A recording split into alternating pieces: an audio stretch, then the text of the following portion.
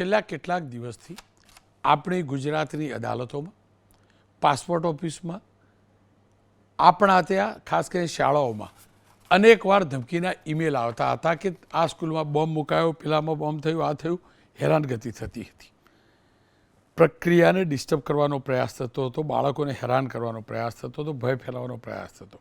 આ તમામની વચ્ચે આવો નાલાયક નફ્ફટ ધમકી આપવાવાળો એક શખ્સ, આપ દ્રશ્ય જુઓ છો, સૌરવ બિસ્વાલ પકડાયો છે. એટલે કે પહેલો ધમકીબાજ સિકંજામાં આવ્યો છે. અમદાવાદ સાયબર ક્રાઇમની મોટી સફળતા મળી છે. સાયબર ક્રાઇમે પશ્ચિમ બંગાળથી એક આરોપીને ઝડપ્યો છે. પૂછપરછ શરૂ થઈ છે. આ કાંડમાં કોણ કોણ સંડોવાયેલું છે, શા માટે આવી હલકી હરકત કરતો હતો, આ તમામ પ્રશ્નોના જવાબનો ઉકેલ ટૂંક સમયમાં આવવાનો છે. પ્રશાસને અદ્ભુત કાર્યવાહી કરી છે.